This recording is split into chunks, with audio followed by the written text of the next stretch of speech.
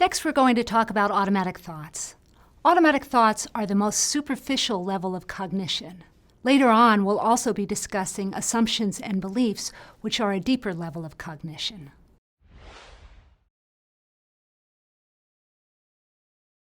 So I was seeing patients 2 or 3, 4 times a week, and they're on the couch and free associating. And then one time I had an unusual experience. For me, it was unusual. And then one of the women patients that I was seeing started to regale me with all kinds of stories about her sexual escapades and so on. And she continued on through the entire session doing all that. And at the end of the session, I asked her, "Now, how do you feel?" And she said, "Well, doctor, I feel quite anxious." And so I gave her a good psychoanalytic formulation. And I said, "Well, you see, the big problem is in talking about sex, it triggers anxiety because you consider that sex is somehow unacceptable. And it then triggers anxiety and some kind of fear of disapproval from me or from society, maybe from your parents." And she said, "Yes, doctor, that makes very good sense. But," and I said, "Well, what's the but?" Thinking she was going to show a resistance now. And she said, "Well, actually, what I was really thinking about was that I was boring you." And I said, "What?" And I said, "Well, how many times did you have that thought?" And she said, "Well, I was thinking this all through the session." And I said, "Oh, well, that's interesting. Do you ever have these thoughts any other times?" And she says, "Well, I always have it, and I'm always anxious that I'm boring people." So then another light went off in my head, and I started to think, this seems to be totally contradictory to the way I was thinking, because what she is doing is she's reporting having some thoughts that don't fit into my theory, and it's these thoughts themselves that seem to be stirring up the anxiety, not the sexual material, but it's these thoughts, and the thoughts have to do with self-critical thoughts. So then I started to ask other patients during the session what thoughts they were having during the session, and it turned out that they were having same type of negative self-deprecatory thoughts. And after having seen this in a number of patients, it occurred to me that there's a whole stream of kind of preconscious thinking that goes on that people don't generally report to the analyst, or at least they weren't reporting it to me, and that these thoughts that they were having had to do with some kind of an internal communication system, not the kind of things that one reports to other people, but the kind of automatic thoughts that one has, such as when you're driving, you have an automatic thought, there's a bump in the road, I'll steer around it. These thoughts happen automatically, and they're not only very quick, but they go away very quickly, and people don't pay too much attention to them. But even though they don't pay much attention to them, they can trigger all kinds of emotions: anger, euphoria, sadness, and so on. So now I was getting another piece of material from my patients. And at that point, and this has to do with the therapy part, at that point I decided that instead of having them on the couch, I would sit my patients up, and we would kind of focus on things in general, but also on automatic thoughts.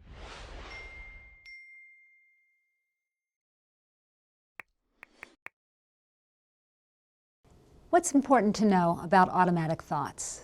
Well, I think just in the name automatic thoughts, whenever I talk about them with my clients, I say they just arise spontaneously without us even trying to think about them. And that's why they're called automatic.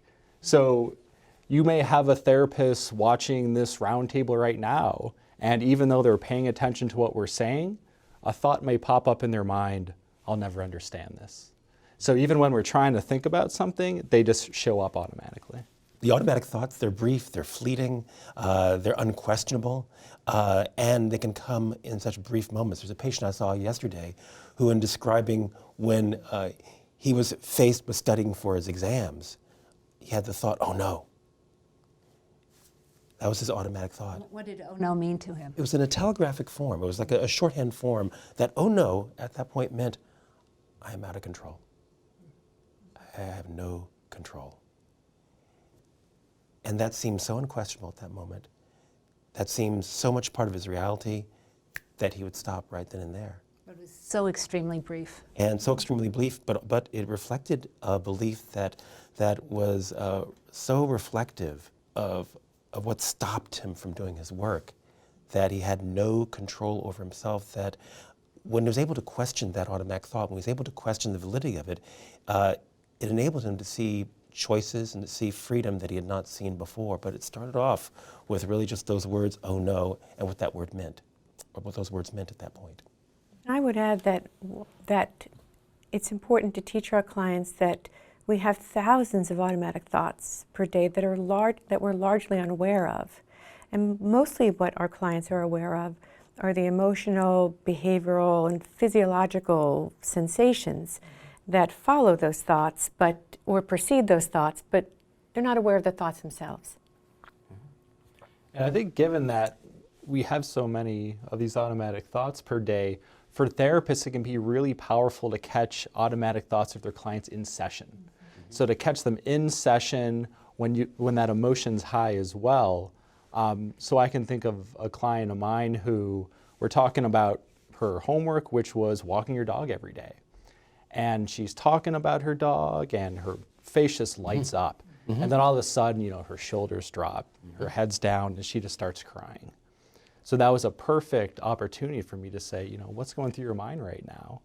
And she said, I just don't know what I'll do when I lose my dog. When he dies, I'm going to be completely alone. Yeah. So that was just a really great opportunity to take a look at that thought. So again, you noticed an affect shift, and that prompted you to ask for the thoughts. Yeah, exactly. And in so doing, you're beginning to teach her how to notice her thoughts. Yeah. Yeah, in some ways, it's said that the purpose of therapy is making the unconscious conscious, and in asking our patients for their automatic thoughts or having them attend to something that before they may not have been aware of. And when you asked her, Rob, what was going through her mind right now, it reminded me that some clients aren't really able to give us a thought, but they can give us an image. So sometimes automatic thoughts are more like images to our clients. And that's very important to know as well. Anyone think of an image that one of your clients had? I had a depressed client who he was in college, he wasn't doing well, and his image was him as a 40-year-old on his parents' couch because he was not going to make anything of himself. These images can be really powerful and Yeah. also incredibly quick, and yet have a very profound impact on how the person is feeling. That's right. And I think with the types of thoughts as well, we tend to make certain cognitive errors pretty consistently. Like an example would be catastrophizing or predicting the worst case scenario. And that's what your client was doing, right? Yep, exactly. The worst case scenario, And age 40 on his parents' couch. Oh, definitely. And I can think of too how this happens a lot with anxiety, especially generalized anxiety, and predicting the future. So I had a client who she was going on vacation with her family, and the first prediction was the plane's going to crash. So I said, okay, let's say the plane makes it. What happens next? She said, well, the rental car is just going to break down, and we're going to be in the middle of nowhere, and a drifter's going to come by and kill us. So I said, I wonder if she had an image of that too. Yeah. My goodness. Wow. yeah, Pretty powerful, these automatic thoughts. yeah. So if we listen carefully, sometimes we can hear that the thoughts or images come in a theme. And I'm working with a client now who's looking for a job. And when we talk about what's getting in the way of her doing the task that she said the week before that she would do in order to look for a job, there are interfering thoughts that sound like, they're going to reject me. I don't have what it takes for that job. I know they're asking for 5 years of experience and I have 4 3/4, so I'm not going to apply. And so if you can hear that those thoughts are sort of like a cluster of, I'm not good enough. And in that moment, she really, really believes them. Yes. And at that moment, they guide her actions. Yes. Yes.